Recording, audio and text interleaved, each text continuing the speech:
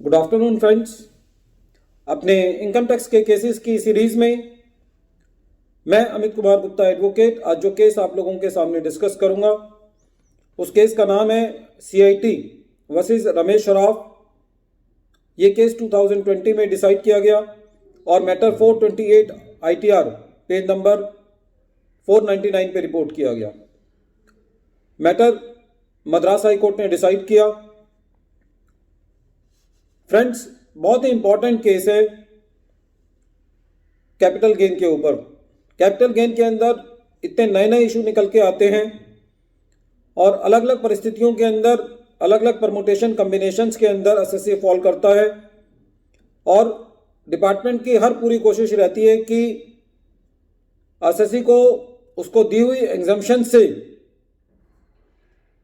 बाहर निकाल के खड़ा कर दिया जाए, जिसके लिए वो इनकम टैक्स के प्रोविजंस के साथ जितनी हो सकते हैं उतनी छेड़छाड़ करते हैं।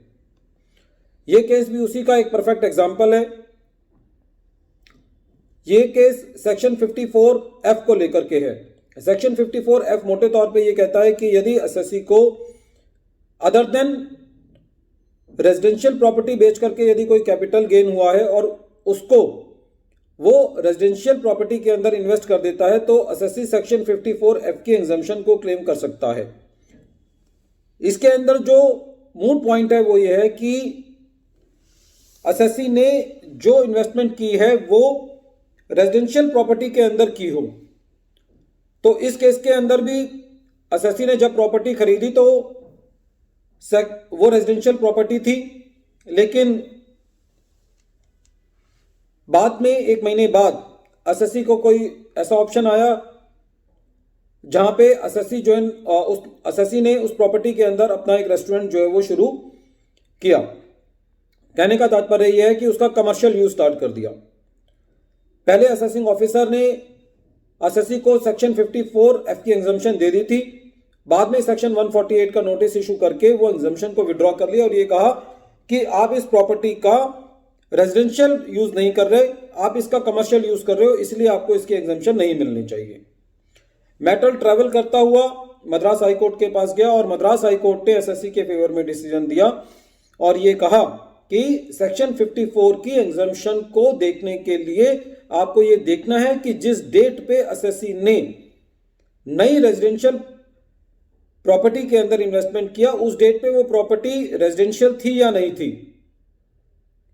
क्योंकि इस केस के अंदर जिस डेट पे एसएससी ने इन्वेस्टमेंट की उस डेट पे वो रेजिडेंशियल यूनिट थी, बाद में 1 महीने बाद एसएससी ने उसको रेस्टोरेंट के अंदर कन्वर्ट किया, उसका कमर्शियल यूज किया। तो खाली जो मेन कंडीशन है सेक्शन की वो ये है कि जिस डेट पे इन्वेस्टमेंट की गई है आपको उस डेट पे देखना है कि वो प्रॉपर्टी रेजिडेंट है या नॉन रेजिडेंट है। तो फ्रेंड्स, इस केस में मद्रास हाई कोर्ट ने एसएससी की एग्जम्पशन को बरकरार रखा, लेकिन इस टाइप के केसेस को हमें एज ए एक्सेप्शन यूज करना चाहिए। हमें एज ए टैक्स प्लानिंग ना यूज करें तो ज्यादा बेहतर होगा।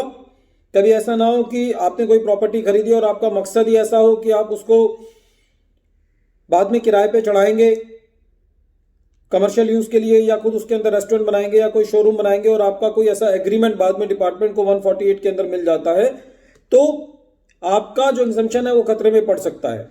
बहरहाल इस केस में जो डिसाइड किया गया वो ये डिसाइड किया गया कि एसएससी ने जिस डेट पे प्रॉपर्टी खरीदी थी उस डेट पे वो रेजिडेंशियल यूनिट थी।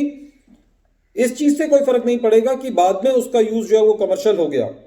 तो जो असेसिंग ऑफिसर ने सेक्शन 148 के अंदर एसएससी की एग्जम्पशन को वापसी लिया था वो मद्रास हाई कोर्ट ने एसएससी को वापसी उसकी एग्जम्पशन को दे दिया। फ्रेंड्स, इस टाइप के केसेस के डिसीजन से ये पता चलता है कि हमारी कोर्ट्स बिल्कुल क्लियर हैं, वो अननेसेसरी की लिटिगेशन में नहीं पड़ते और एसएससी को जहां पे मैक्सिमम जितना बेनिफिट हो सकता है कोर्ट से एसएससी को बेनिफिट मिलता भी है। लेकिन क्योंकि हमारे देश में जो कानूनी प्रक्रिया है जो लिटिगेशन की वो इतनी लंबी है, CIT अपील की 2-2, 3-3 साल में हियरिंग होती है, ITAT की 2-3 साल में हियरिंग होती है, हाई कोर्ट्स में टाइम लगता है, तो एसएससी को जस्टिस मिलते मिलते इतना टाइम लग जाता है कि उसका बहुत पैसा और बहुत टाइम जो है वो लिटिगेशन पे खर्च हो जाता है। तो उस लिटिगेशन से बचने के लिए एग्जाम्शन लेते वक्त जो भी एग्जाम्शन की कंडीशंस हैं वो एसएससी को अच्छे से देखनी चाहिए, पढ़नी चाहिए, एक प्रोफेशनल एडवाइस के ऊपर काम करना चाहिए, ताकि इस टाइप के लिटिगेशन से और इस टाइप के मसलों से एसएससी जो है वो बच सके। क्योंकि खाली एक टैक्स की ही एसएससी के ऊपर जिम्मेदारी नहीं होती। जब सीआईटी अपील एक बार ऑर्डर्स को कंफर्म कर देते हैं तो डिपार्टमेंट बहुत हरिडली जो है वो पेनल्टी के ऑर्डर भी पास कर देता है। बहरहाल इस केस के अंदर कोर्ट ने डिसाइड किया कि जिस डेट पर एसएससी ने प्रॉपर्टी खरीदी थी वो उस डेट पे रेजिडेंशियल यूनिट थी, और बाद में यदि 1 महीने बाद एसएससी ने उसका कमर्शियल यूज कर दिया तो इससे एसएससी के एग्जाम्शन में फर्क नहीं पड़ेगा और एसएससी को सेक्शन 54F की एग्जाम्शन मिलेगी। फ्रेंड्स, एक बार फिर मैं केस का नाम रिपीट कर रहा हूं। केस का नाम है सीआईटी वर्सेस रमेश शराफ 2020 और ये केस 428 ITR पेज नंबर 499 पे रिपोर्ट हुआ और ये मैटर मद्रास हाई कोर्ट ने डिसाइड किया। फ्रेंड्स, इस वीडियो के अंत में मैं आपसे ये कहना चाहता हूं कि हमारा ये चैनल बनाने का मकसद ये नहीं है कि हम किसी भी तरीके का कोई प्रोफेशनल काम सीख करना चाहते हैं। हमारे इन वीडियोस पे बिलीव करने से पहले आप पूरा जजमेंट हम लगाते हैं।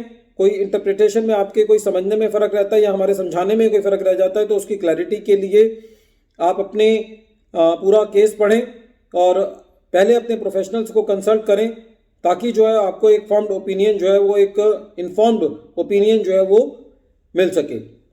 Thank you friends.